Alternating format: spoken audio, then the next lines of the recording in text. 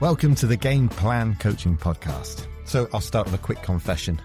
If I'd hit record about 10 minutes earlier, you'd have got a completely unfiltered conversation between me and Rob about the dog tooth theory. Our puppy lost a tooth right before we started recording, and somehow that spiraled into a debate about what the dog tooth theory would look like and what she'd actually leave behind. It genuinely the most memorable pre-podcast conversation I think I've had since starting recording this podcast. So you're welcome for that mental image. Anyway, when we did hit record, things got considerably more serious, but in the best way. Rob is a professor of human systems engineering at Arizona State University. He's host of his own podcast, the Perception and Action podcast, and he's one of the biggest names going in the world in ecological dynamics and the constraints-led approach. He's worked with the MLB, the NBA, written several books, and somehow makes incredibly complex science sound like the most obvious thing in the world. In the conversation, we talk about why mistakes are essential rather than something to fix immediately, why drilling the same technique over and over might actually be holding our athletes back, and why an idea that Rob calls repetition without repetition is something that I don't think you'll be able to stop thinking about. So here's my conversation with Rob Gray on the Game Plan Coaching Podcast. Dog tooth fairy not included, unfortunately.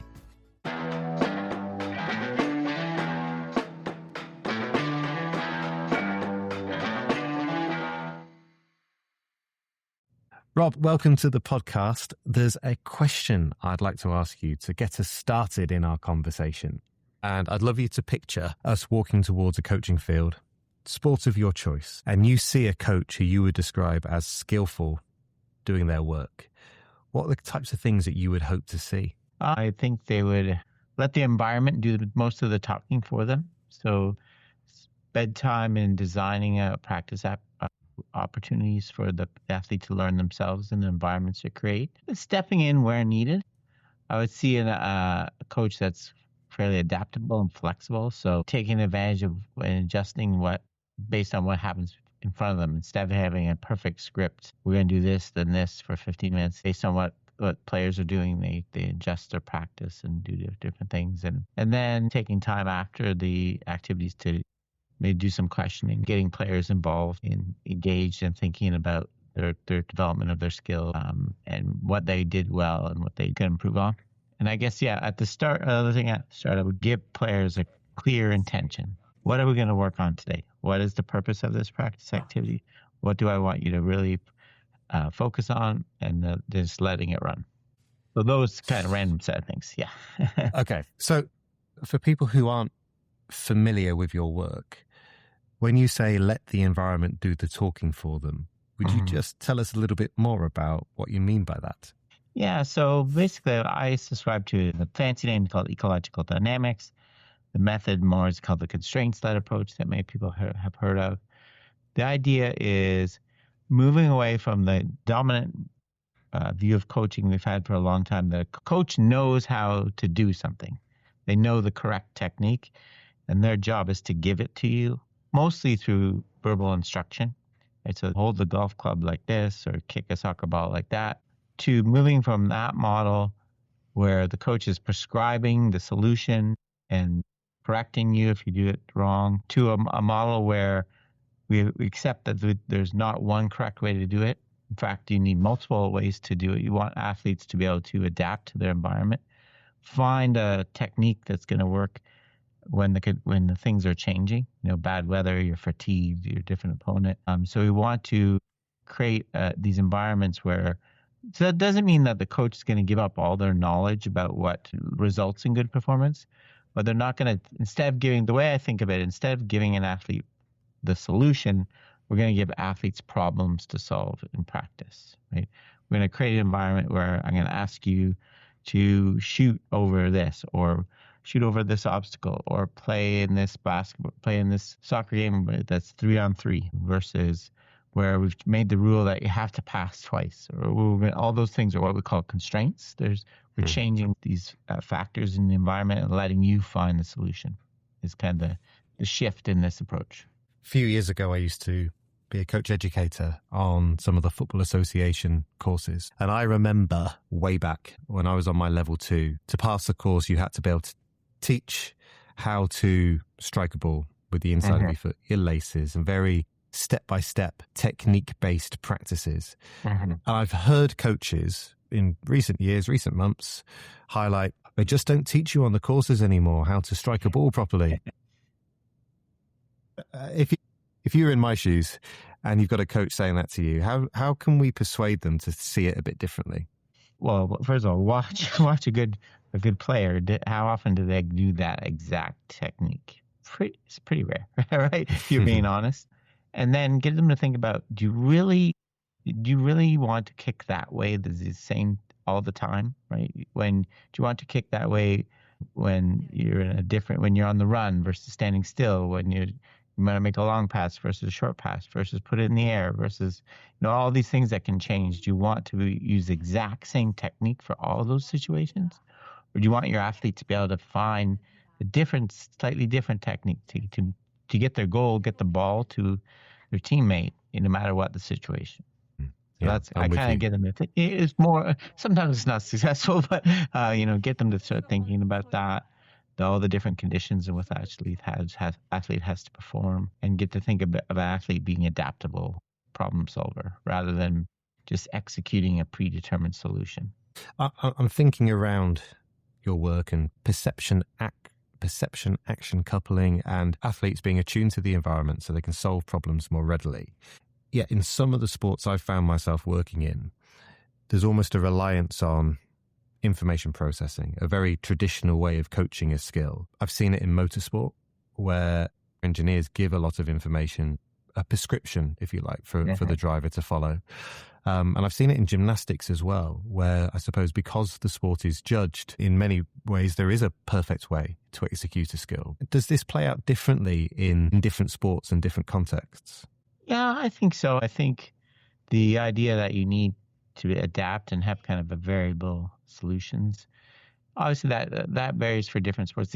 I believe it applies everywhere, but the degree to which that you need to adapt, like in an unpredictable sport like playing soccer or basketball, you need a ton of different solutions because you're playing an open skill versus gymnastics or sprinting, right? You're driving the action and it's going to be less variable. But I still think you need it, right?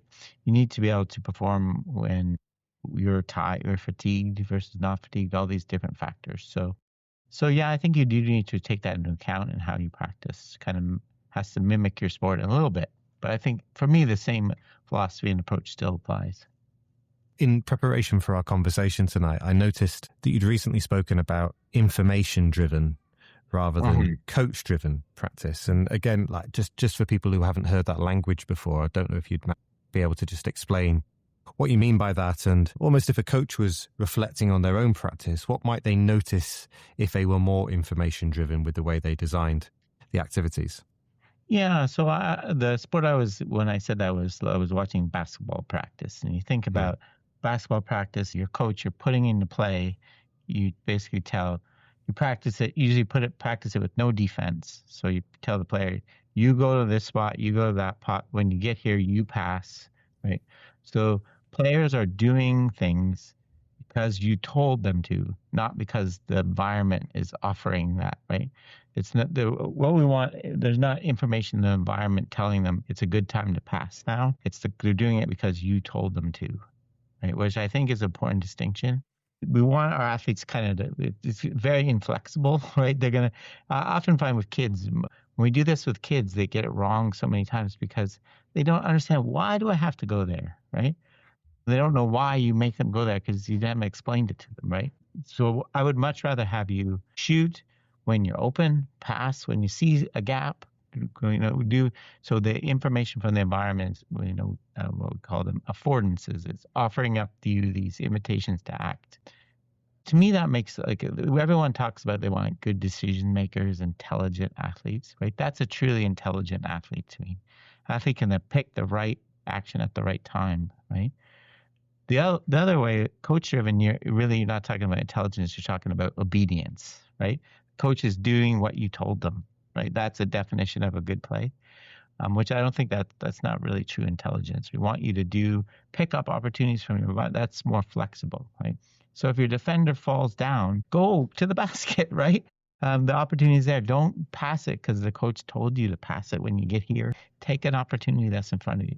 So if the coach is the problem setter, creating problems for the athletes to solve, quite a lot of that work is done in the preparation for the session and then being able to adapt to what's in front of you. And if the constraints are then doing the teaching, how does that change the role of the coach? Yeah, that's a really important. So I think the way I think of it is we're shifting the role of the coach from the instructor. Here, I have all the answers. You come to me, I'll give them to you. Where the coach is in control of everything, to more of a designer and a guide. Those are the two words. So they design the practice based on what they know you need to work on, right? So identify you have these issues, or as a team, we don't pass the ball enough. What can I change the practice to encourage you to do more of that? So I design and then I guide, right? So when I'm watching, I give you suggestions. Either I change the constraints. For example, if I set something up and it's way too easy or way too difficult for you, I can change. I can tweak little things, make the spacing less, or make the more players on the court, or whatever. So I'm adapting the practice. And every once in a while, I can throw in a cue. Why don't you try? Or do you think about? So I'm walking beside you, pointing things out rather than telling me what to do. I think that's a better way to make an athlete skillful. It's just more motivating and engaging for the athlete, right? The athlete feels more involved, like they're partly responsible for their own skill development. They're not just sitting around waiting to be told what to do, right? And I think the other thing is getting people to play games right from the start, right? The traditional way we coach is we do these drills, people wait in line. The coach has to either yell at you or tell you, all right, if you do these, then we'll let you play at the end. If you suffer through all these boring drills, then we can play a little game at the end. Whereas this approach is more, let's just play now. We're going to change how we play, but we're going to get to you going against another person. Nothing frustrates me more in sports when you have kids waiting around all week by themselves, kicking a ball against a wall in our yard. They're waiting all week for practice where there's other players to play against, and you have them play by themselves, kicking the ball against the wall. And that seems like such a waste of opportunity to me. But yeah. Yeah, that paints a really sad picture, but a call to arms, really, for coaches to think about the way they design their practice differently. And I was just making a note when you were talking. Language changes, the role of the coach changes, the energy in the session changes, and probably the energy levels of the coach as well. They can free themselves up to just behave differently. Mm-hmm. Yeah, I think so. It allows for more creativity. You have to kind of be more engaged with what's going on in front of you, more observant. I wouldn't say it's an easier way to coach, like in terms of the effort required and the skill, but it's definitely, I think it's more fun. I think for sure, more energy for sure. Like I always tell that my stepson's 12 now, so the last couple of years I've coached him in football and basketball, and it definitely it's a very rewarding way to coach. It's difficult at times, especially listening to the comments of parents and other things. They don't always like what you're doing, but I found the kids loved it. They never complained. That always rewarded me. They liked what we were doing. So that was always my little reward from it. Yeah. Not that it means everything's good. If they had their way, they would just play all the time. So, which is not, I don't think that's where we want to go either, but yeah. So it definitely changes the environment, the energy. I think that's a great word, energy. I see that all the time. Energy goes up. The room gets louder and laughing and having fun as compared to running a drill. You've sparked so many thoughts in my head. It just resonates. Games from the start, not leaving them as a reward at the end. Mm-hmm. And in many team sports, but I've seen it's the traditional norm. It's the traditional set menu of a coaching session. And for so many reasons start with a game. You just said something that maybe is worth just picking up on, that playing games all the time wouldn't necessarily be the way. No. And we had on the podcast a few episodes ago, Craig Morris, who was talking about prepared, not planned. And skilled intentionality, this middle ground between having a rigid plan that you stick to and just letting chaos unfold in front of you and being adaptable and in the moment. And why is that adopting middle ground, to use Craig's language? Where's the balance? Where's the right balance of games versus practices with problems to solve? I like to say that I expression the game isn't the best teacher. I like to say it. I think for multiple reasons. One is the game's kind of not at the right challenge level for you. There's a lot of research showing there's an optimal challenge level for learning, right? It's a balance between mostly success and a little bit of failure, right? Failure is essential for learning. It's what drives us to change and find something new, right? And during the game, it's going to be there, especially when you're talking about kids, it's either going to be too high or too low for most kids. So that's one reason. Another reason, the games don't let you focus on specific, it's not really the definition of Anders Ericsson's deliberate practice. We're not focusing on specific weaknesses. For example, if we were developing passing skill in soccer, the number of times you get the situation we wanted you to get better at would be few and far between, right? If you have a whole team out there, the number of times you get actually past the ball is probably not enough, to get considerably better at it. We call it like taking a slice out of the game. Can we keep all the key elements of the game, but put you on a small field so there's only 3 players, so you're going to get lots of touches of the ball, lots of opportunities to pass, and focus on developing that skill, and then we'll put it back in the full game later on. I was coaching with an esteemed colleague last week. I felt like a real imposter being paired up to coach with him, a chap called Peter Sturges, who's done so much work for youth football in the UK. And Pete uses the language of rubbing parts of the game out. What part of the game we're going to rub out to help us then create the right scenario and the right problem to solve. And he also did something I thought really skillful in the practice around who says go or not saying go. Children are waiting for the coach to blow the whistle or start. And he made a clear point to the players that you need to respond off each other. You don't need to respond off my voice. Yeah, for kind sure. of like, I guess it's the work that you're talking about, but just delivered in a really child-friendly way. Yeah, for sure. I like that. It's clear intent. Your team wins when you do this, right? And he said, you don't wait for me to tell you to start or stop. Yeah, I like that. What's your relationship with athletes making mistakes?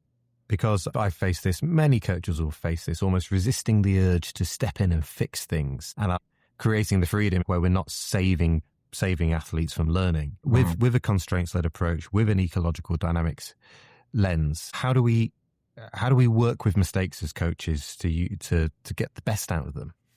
Yeah, no, that's a great question. I think so. As I say, I think mistakes are important. They're what drives learning. Failure drives learning. I have had the situation with coaches I work with where they go too far in the other direction. They let the athlete keep failing and they don't step in and do anything. And I'm like, oh, we gotta if an athlete is really, they're getting frustrated, they have bad body language, they're not handling the failure very well, then we definitely need to step in and do. That probably means the challenge level is too high, right? When the difficulty level is too high, you're making too many mistakes, you're going to get discouraged, lose your confidence. Also, we have this idea in ecological dynamics called information for learning. So with the right level of challenge, when I make a mistake, the mistake tells me what I need to do to fix it, essentially on its own. There's this information in the mistake that tells me how I need to change to move to succeed the next time. Not immediate, not guaranteed, but it's giving me information I can use to start to move there. If the challenge level is too high and I'm making tons of mistakes, it's just chaotic. The information I'm getting I can't really use that to figure out how to get better. So definitely we want to use mistakes. I think as a coach, we want to understand if we can, from our coaching eye, understand why the person is making a mistake, then that's going to give us information to design the next constraint or adjust the current one to help them find a better way to get some more success. And this information that sits within a mistake, I'm making the assumption here that athletes who are newer to the sport might miss some of that information. They can't code it, they can't read it. So I suppose the role of the coach is then it's to help fill in some of the gaps. Yes, yeah, to direct their attention. Did you notice when you did this? One of my favorite ones, I have a paper that I did in baseball, but I use this for golf too a lot. When I coach a new person playing golf, instead of getting them to hit the ball perfectly down the fairway, I get them to try to deliberately, I want you to hit the ball all the way to the right as far as you can. And I want you to hit the ball all the way to the left. I want you to understand the relationship between how I move and what happens. Even though those are both huge mistakes, right? They're very valuable because they teach you the relationship between how I act and my action and the outcome. So that's the information I'm talking about, learning. Sometimes with newer learners, we have to really make that information loud. Here's a huge mistake. Did you see how you produce that you produce that because you did this with your swing? Right? We're going to make it instead of, you slightly hooked the ball, and they can't really understand why. Like, because you're right, they're not picking up that information. So let's make the mistake really loud is what the expression I like to use. Love that. I love that. I've never heard that expression before, but that really resonates with me. Rob, before we move on to the next part of the conversation, I commented before we hit record on the fantastic backdrop that you have in your home office with awards, certificates, some books. And I'm making the assumption here that some of this is your own work, some of this is stuff you've read and maybe influenced you. And I wonder if you would just give us a very brief guided tour of some of the highlights on the wall behind you. Yeah, so for sure. Yeah, I got all my books facing forward that I wrote for shameless promotion. I don't know. I got a weird collection. I got a lot of, I got my Gibson book over here. This one we're going through in our journal club now, talking about classic Gibson work. And I got, I think people would be interesting to see because I think I've documented. I was brought up in the very traditional information processing. I was trained that way. I was taught how to do research that way. And for the early part of my career, that's what I did. I investigated key questions. So a lot of these are traditional, books on control theory, cognitive things. So yeah, it's kind of a mix. A lot of practical things. Vision for action, vision and driving. So it's quite a random mix actually. But yeah, so I do have a lot of traditional sensation and perception textbooks and memory and cognition, even though I don't really use those ideas very much anymore. So yeah, I'm kind of, I think it's important that, I've kind of, for me, that I've come from that background. Just didn't pull all this out of it, jump on this bandwagon out of nowhere for me.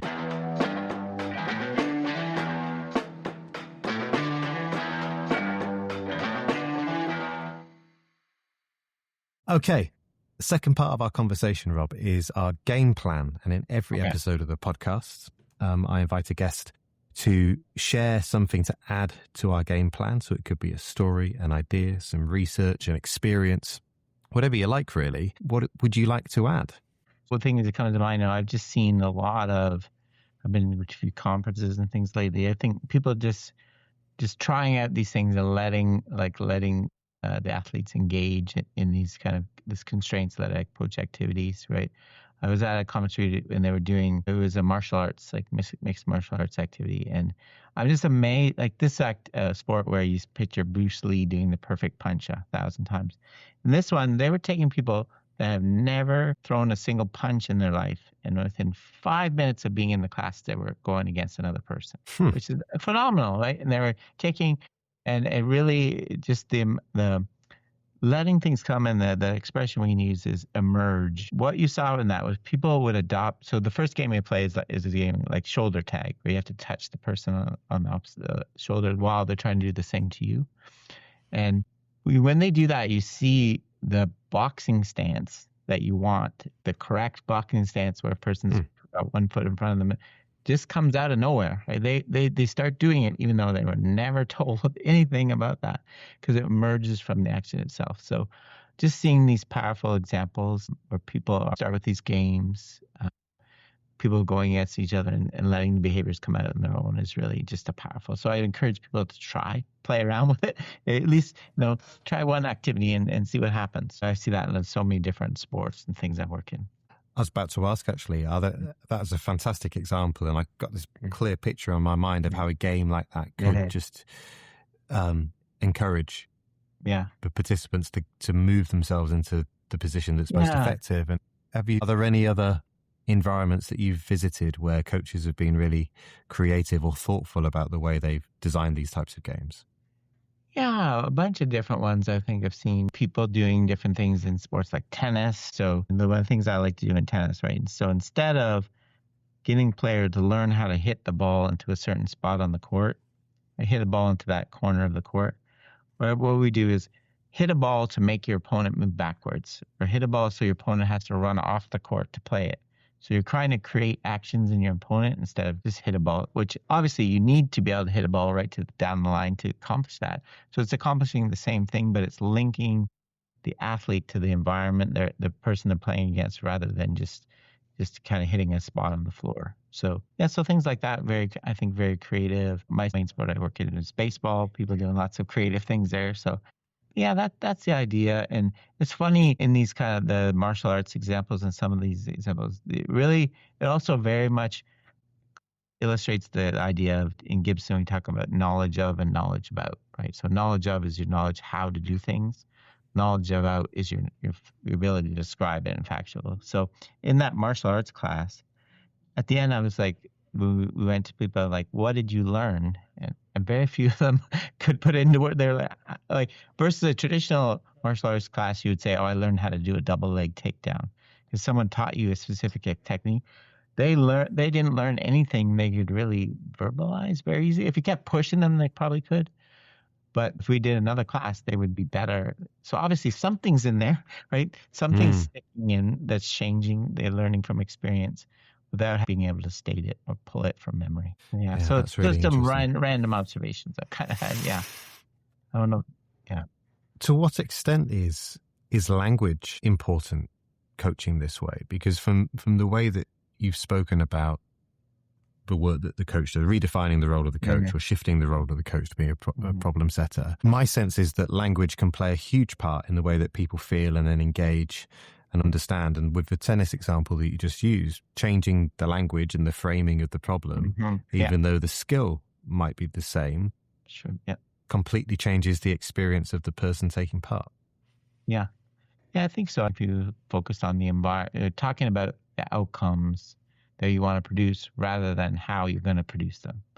Outcomes rather than techniques is really the shift I try to get coaches to make, right?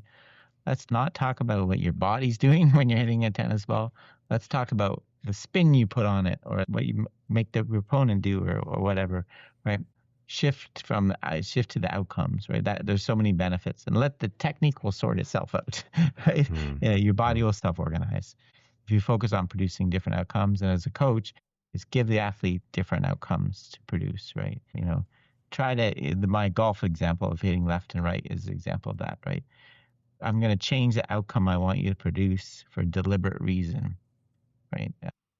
That's an example. That's that idea. So yeah, I think it's very important. I think also how when you step in and guide, why don't you try, or do you think about doing this instead of do this or do that, or you did that wrong, right? I think it's just it matters. It sounds like it shouldn't, but it does. I think that's really where I classify you getting into the art of coaching, getting a good relationship with your athlete and supporting them rather than telling them what to do.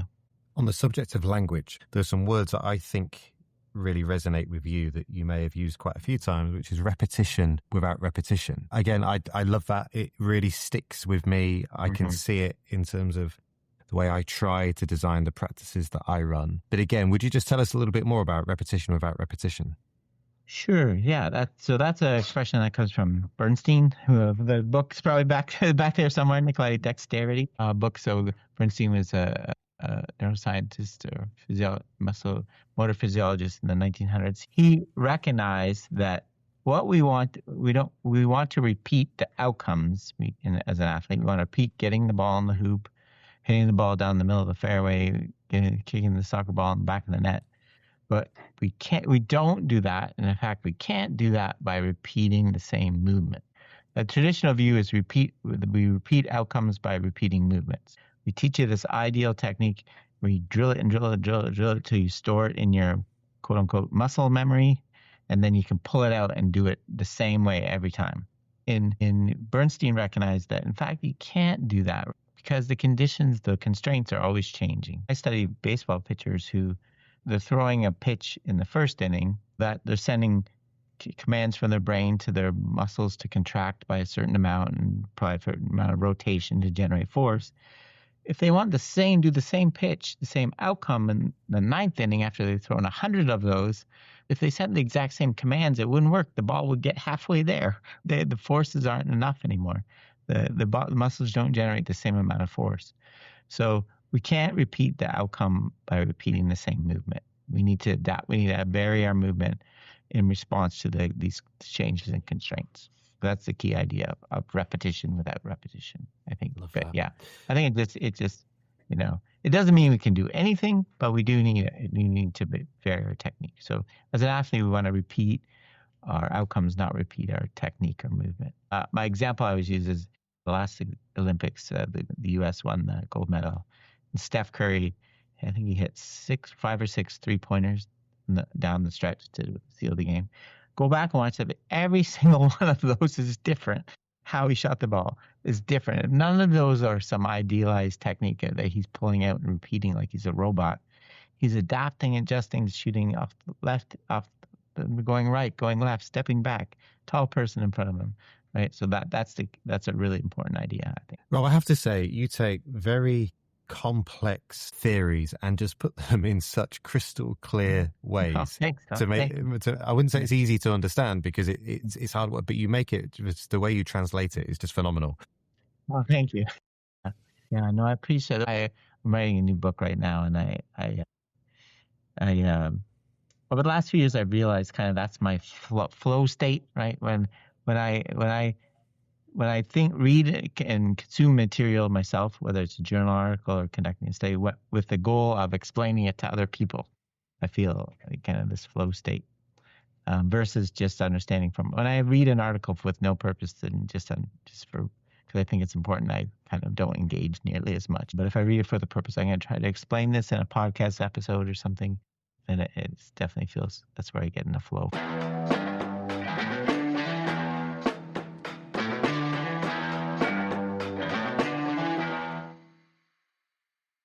Final segment of the conversation is our game-changing advice, where I invite our guests to share something that coaches listening might go and apply. They might edit to suit the context that they work in. What I always start with is variability. Adding variability to practice is game-changing. No matter what point you're starting from, making athletes perform the same action and under different conditions is so valuable. The other thing I would say is think about just giving your athlete problems. They don't necessarily have to be problems they're going to face in the game. Like my study, I mentioned the wrong thing where people hitting left and right. I'm getting them to do things I never want them to do, but I'm trying to get them to learn. Like think about creating learning opportunities that may be different than the game. I think is a real, it just opens up the door so much. Instead of always trying to do exactly perfect technique, it just limits you so much. So I think try to be creative. Think of different problems you can get at an athlete. Get them involved in. Sometimes that's that I get with the kids. I'm like, which rule should we add to this activity? Do you think to get you to encourage you to pass more? And sometimes what they come up with is silly and doesn't work, but it can be fun. Sometimes they do come up with things I end up stealing from my own later. But yeah, that's where I would start. I'm a huge advocate of involving children or involving the participants in the process. I do some work supporting a child-first coaching movement in the UK called Play Their Way, which is built on the UN Convention, Rights of the Child, Voice, Choice and Journey. Somebody said to me that actually offering children free choice is a challenge. People drown in the freedom. If I ask my 6-year-old what he wants for dinner, he has absolutely no idea. But by creating some choice architecture, giving some informed choices, then as a coach, it's a win-win-win because whatever they choose, you're content with. But for the athlete, they're engaged. They've got autonomy within the shape of the practice. And it feels like there's a central thread across your work around self-determination and the participant being an active ingredient in the learning process rather than it all happening to them. Yeah, for sure. Yeah, I think that's so important. Yeah, I found the same thing. I think I like to call it constrained choice. So here's three ways we can end practice. Which one do you guys want to do? I've purposely chosen them because I think they're all things we need to work on. I get them involved in designing an activity, But yeah, I think it's so important. The other idea I'm thinking about a lot recently, I think this applies to parenting too, right? Is we want to teach people, put people in principles, not specifics. So when I tell you to clean your room, what are the key principles I want you to meet? Not having stuff on the floor, having things in an organized way. If I do that, right, don't tell you your socks have to go here, right? That's a specific. Give you some freedom in satisfying my principles. That's so valuable, I think, in sports and everything in life. It just let the athlete have some autonomy and freedom. They may come up with a way of doing it that's better than you ever thought of. You'll be surprised. So, yeah, that's the way. So I think that's so important. I'm smiling to myself, and you might see this differently. So if you disagree, then please just challenge me. But I sometimes become a little frustrated listening to coaches talk about their coaching philosophy, because there's research that shows that actually what coaches say and what coaches do can be quite contrasting things. For sure. But actually, this philosophy is something that perhaps should evolve and adapt over time. And I've always thought philosophy is such a grand word to describe how we go about coaching. That point about principles is the language I've tried to adopt and work with coaches about. What are the principles that guide your practice? Yeah, I think it's better to go. I agree with you. I think getting way more specific, I think, than. So it's not like what's your stoicism, right? There's not many people have a overall general guiding philosophy. Maybe you do, but it's going to be more valuable if you talk about the key principles. We want to create lots of turnovers, be good, get back on defense, whatever. Do it think about it in terms of the principles you want to see on the field, not in terms of philosophy. Right? It's probably too grandiose for what we're talking about. Yeah. There's something behind there, but. Yeah, it's something that's always been a stone in my shoe, but I'm glad I found somebody who agrees with me. Yeah, no, I that gets thrown around a lot. I think I never know quite what people mean. I think people have a bit of trouble defining it most time what their philosophy is. And you're right; oftentimes they say one thing but do the exact opposite. Not because they're being dishonest, but because I think it's hard, isn't it? It's hard as a coach. They don't recognize. It's back to the kind of language point. They don't recognize the effects their subtle actions are having on the team, right? If you want players to try hard on defense, yet you don't reward defense on practice, you're conflicting. You're sending counter. Kids pick up your actions way more than your words. So you got to really show it. Come through and how what you're emphasizing, what you're commenting about things. So I've played with the format of this podcast throughout this second series, and I've thrown in different questions at different times. Alex Lascu offered us a giggle meter. I can't remember the question I answered, but the answer was a giggle meter. She put into one of our conversations. So just as a new question, any other business, Rob? Is there anything else that we haven't spoken about that you think is really important for our listeners to know about or think about? My newest book I'm writing is about cognition and neuroscience in the brain. How does it fit into it? Because we seem to ignore that, ecological dynamics. So there's a teaser, the idea of things are emergent. Emergent cognition. Cognition comes out of acting and perceiving. I think that so much of how we know about the world and understand the world comes from doing things rather than from having that information first, right? That's the idea of emergent cognition. So that's not as sexy as a giggle meter, but that's all I got right now. At least that's what I've been thinking about right now. Yeah. Yeah, sounds fascinating. On another episode of this podcast, we had a guest called Sally, who is an old football coaching friend of mine who studied She's not a neuroscientist, but she's studied neuroscience to think about how can we help coaches have more moves in their back pocket to then be able to offer the players that they coach to deregulate or upregulate, and is drawing the dots between what's happening in the brain to thoughts, feelings, and emotions, and then the behaviors that you see come from coaches. And it feels to me like it's an area that's underexplored. Yes, for sure. I think, at least not well understood. Yes, for sure. But yeah, I think you're right. I think part of the reason is because you don't have a good explanation for what's going on sometimes. So yeah, that's what's got my interest right at the moment anyway. Excellent. When should we expect to see your book? Hopefully by the end of the year's end. If I keep plugging away. Perfectly timed for Christmas. Yes, there you go. Christmas stocking stuffer. Yeah. Rob, thanks so much for being a brilliant guest on the podcast. My pleasure, Tom. Thank you.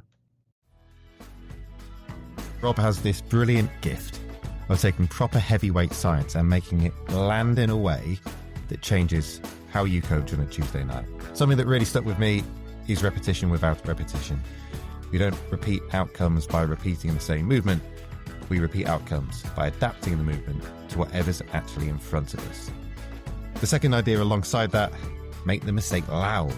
Help athletes actually see what the mistake is telling them rather than just stepping in and fixing it for them. So if you got something out of this one, please share the podcast with a coach who would enjoy it. And if anybody does know what the dog tooth fairy actually leaves behind, my inbox is always open. Thank you for listening and go well in your next coaching session.